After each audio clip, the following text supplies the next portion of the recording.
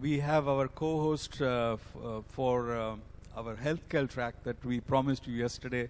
Mr. Ajay Piramal is here with us.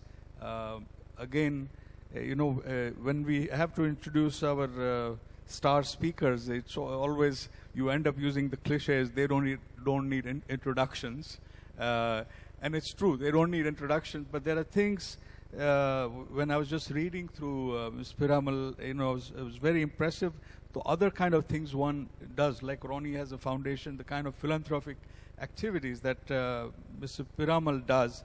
Not only is a very, very successful entrepreneur who built a $2 billion enterprise in this country, and also has gone through where entire the cycle of building that and creating value, getting the international investors to take part in it, and but also when I was looking at his personal achievements, he's been Entrepreneur of the Year awarded by UK Trade and Investment Council in 2006, ENY Entrepreneur of the Year award for 2004 for healthcare and life science category.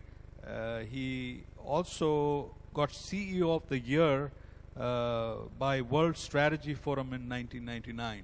So, as entrepreneur really builds an enterprise, many things that get associated with that entrepreneur along the way, that's also a learning in a way that one has to be a more rounded, complete personality to do this. He's got also, if you look at the CSR initiatives that I was talking about, there's a Piramal Foundation, Piramal Swasthya, Piramal Water. Water is going to be a biggest issue, for our planet. And again, Piramal Foundation for Education Leadership, Health Management and Research Institute, Piramal Prize for Pratham, etc. So this goes on and on. So it just goes to say that how an entrepreneur, everybody has a heart. These entrepreneurs have a heart, and I think one needs to have a heart to be successful. I would like to invite Mr. Piramal to come here and share his thought. He does have a hard stop, so after his keynote on healthcare, we have that Made in India session, which he will start off, but then one of us will then do the moderation. Okay, thank you.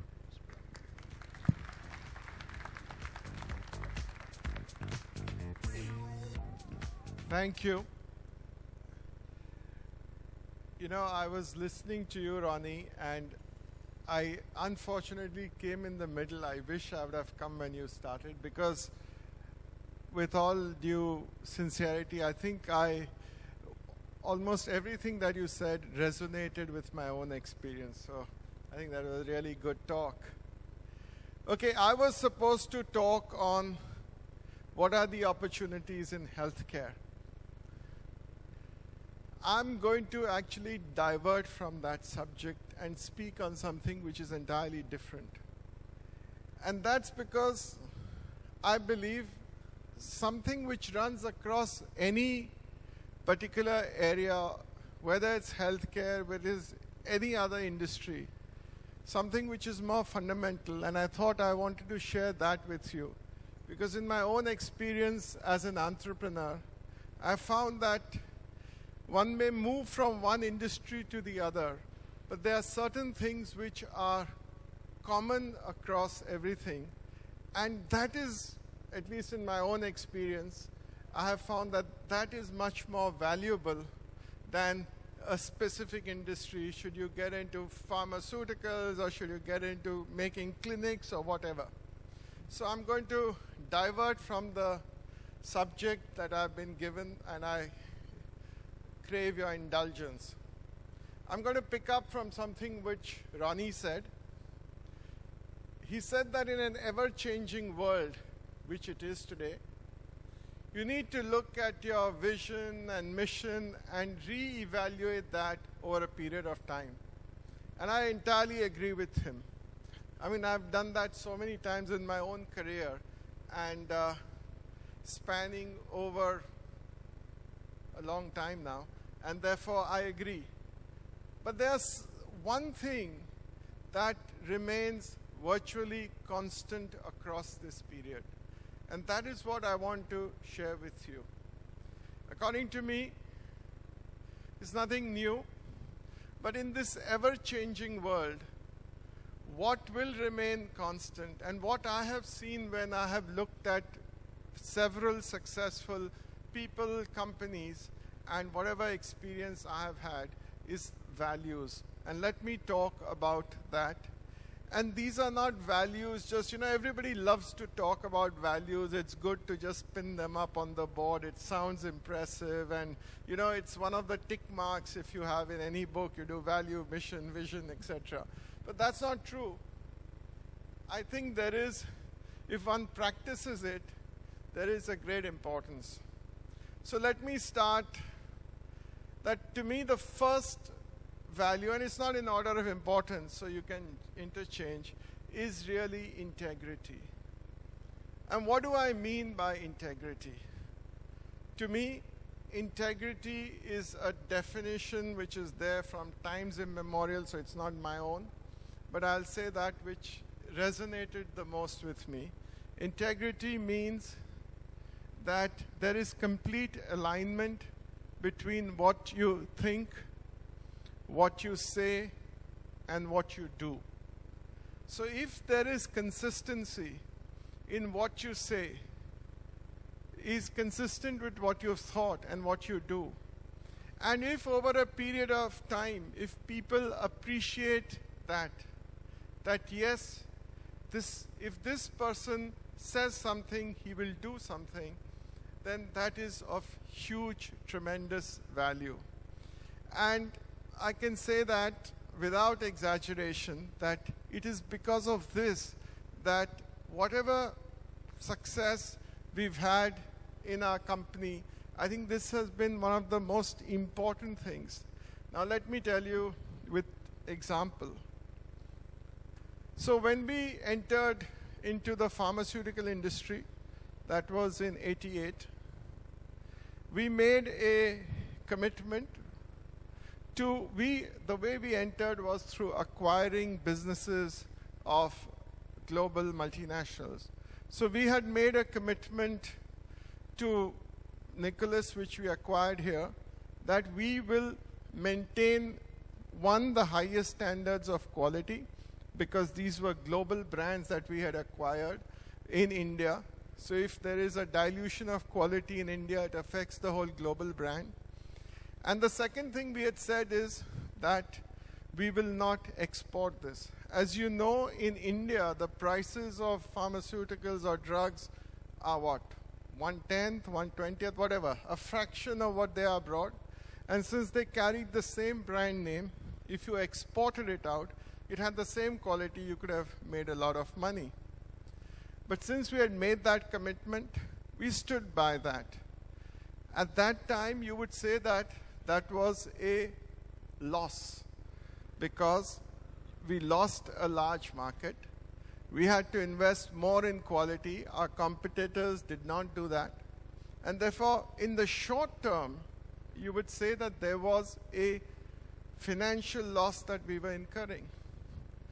But my point is that values actually create long-term economic value as well. It's not only being good. And the way this was realized is that in future, whenever there was a multinational who wanted to exit out of India, who was the first port of call? It was us. And therefore, whether it was Roche, whether it was Boehringer, whether it was Ron Polanyi, several of them over years, the first port of call was us. And even more importantly, every time we paid less than what a competitor was willing to pay. So you got economic advantage over this. And this ultimately resulted that when we were doing our transaction with Abbott, where we sold in 2010, we sold about 60% of our business, which was in the domestic formulations business, to Abbott. When we sold it, we got a valuation which has not yet been matched in the world. No other generic branded business has been sold at 30 times EBIT and 10 times of sales till now. And the only reason is because of, I think, this whole values-driven organization that we built. Sudarshan is here. I can tell you that there have been several transactions in the pharmaceutical industry. But here was one which even now, after, 2.5 years, we are still friends with Abbott. The CEO and I meet regularly. No other transaction in India, of a large scale, has ever been, has met with whatever they had committed to. So integrity is really extremely important.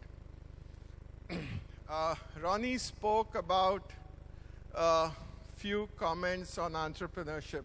Let me just build on to that, because that's important.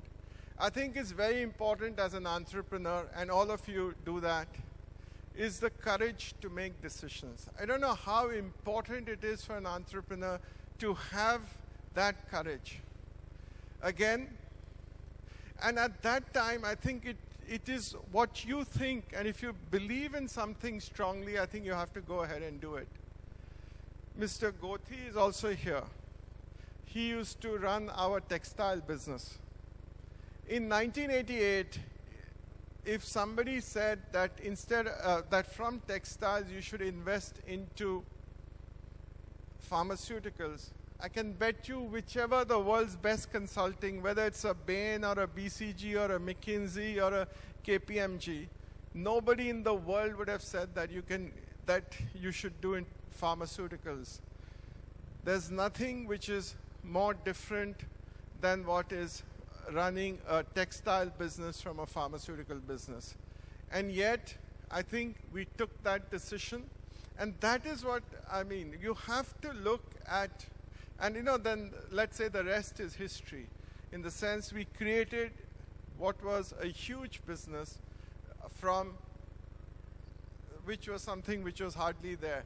So again, the courage to take decisions, the courage to go on the path less traveled is what makes a difference. Just before, I was talking to a few of the entrepreneurs whom you will meet now, and I was really impressed by the way they were thinking. I'm sure that these were different. They did not have any precedence to go into these areas, and yet they've gone into it. So this is, I think, what makes a successful entrepreneur. Third thing I want to share with you is that there will be challenges in any business that you're doing. The point is, how can you convert challenges into really opportunities? I'm going to give you again a few examples. The only reason why I'm giving my own examples is that's the one I know, and that will give you some credibility that it's been done. So we had textile business, and as I said, Mr. Gothi here running it. The challenge was that to run a textile business in Mumbai is virtually non-sustainable, with the huge costs and all the surrounding problems. So one could say, there's nothing you can do about it. But I think, how do you think differently? How do you think that, yes, this is a challenge, but rather than giving up, can you make it into an opportunity? And that's how, after a lot of thinking, a lot of effort, converted that into a whole real estate game. Now it seems simple. Everybody is doing real estate of textile mills. We were the first to do it, and at that time it was virtually impossible. So it is possible, and now that has opened up a whole new business for us. Similarly, you may all remember Crossroads.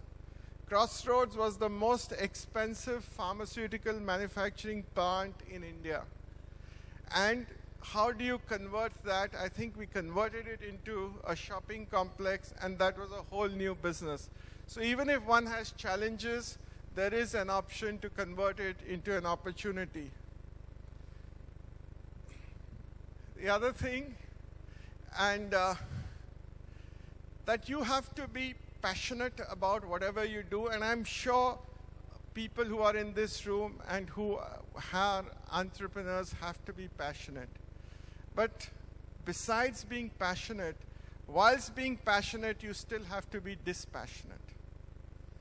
In other words, and this is so basic and people think it is difficult, but if you can do that, believe me, that is really a very successful thing. So it really means that you have to focus on doing your action and leave the results out. Because if you focus on doing the action, the results have to follow. Results are only action in another form. But if we are all the time concerned about results, how much will be my sales, how much will be my valuations, you can't. Then the worry of the results will actually eat us apart. And this I can share with you. One of the most important things that I learned is when we were doing our negotiation with Abbott. The deal was a $3.8 billion deal. Everybody in my group was a bit nervous what will happen.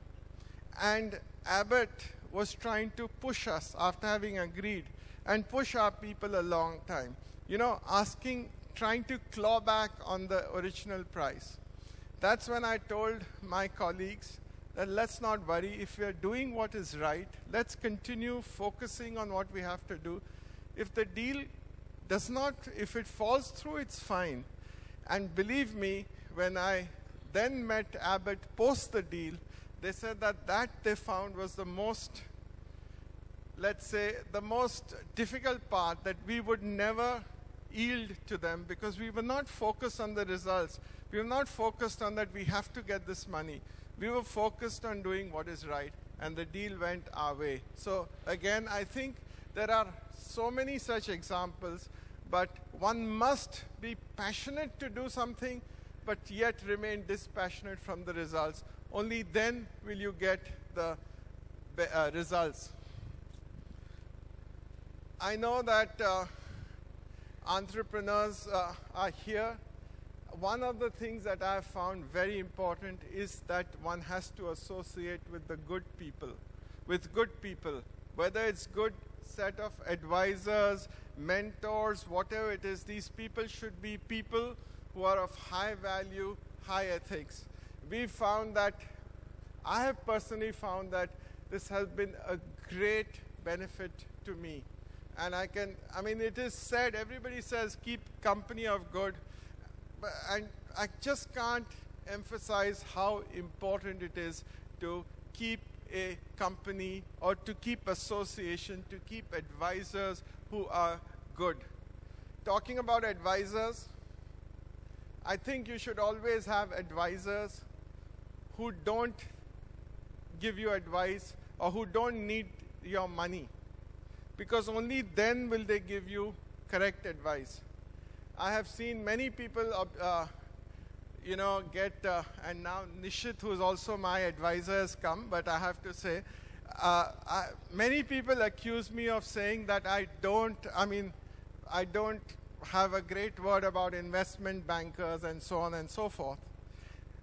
According to me, that advisor who does not need my money is the one who will give me the correct advice. So otherwise they will suit the advice to know what you want. So that's the other thing. A very simple thing is one must avoid what is called the slippery slope. All of us have got somewhere you think, okay, I'll do this a little bit, I'll get a benefit, and who's going to catch me? It's not going to. Every time we look at, okay, now let's do a bit of this, and then it's fine. But this is when, once we start doing this, then you never know when you can stop on that slope. It begins small, but it then gets larger. It's well known. Look at what happened to Rajat Gupta. I'm sure he must have tried once, okay, I can talk a little bit, give somebody, get some benefit, but somewhere it becomes bigger and it blows up in your space. It's not worth it. Ronnie, you spoke about listening, and you said everybody says humility, but I think I want to bring both together. Humility to me is absolutely essential for anybody to succeed. And why is humility important? Because if you're humble, you will listen. If I'm all full of myself, I don't think, Ronnie, you know a damn thing. I will be the guy who thinks I know. So if you are humble, you will listen. And that is how you will attract the best talent. That is how you will attract the best advice. And that is why you're open-minded, so that you can learn what is happening, what is changing. Because there is no way in the world, I don't know of any single person in the world who knows everything about all subjects. So we must understand that there are people in every subject who know a little more about it than we do. So humility is important. You'll have all talked about compassion, but that is the other thing that I wish to say, that as Ronnie said, it's 0.1, 0.2, 1%, whatever it is. But still, philanthropy in India is still very, very limited. We need to do more. I think we are all privileged here to be better off than most of other Indians. And we need to give back something. Forget anything else. It will make you feel better. It will make you be a better person. So what I've said today is nothing new. All of us know it. But if we practice it, I think you will feel better as a person. You will perform better in your business. At least that's my experience. And I think not only that, you will set standards with your family, which everybody will be happy with. Thank you very much.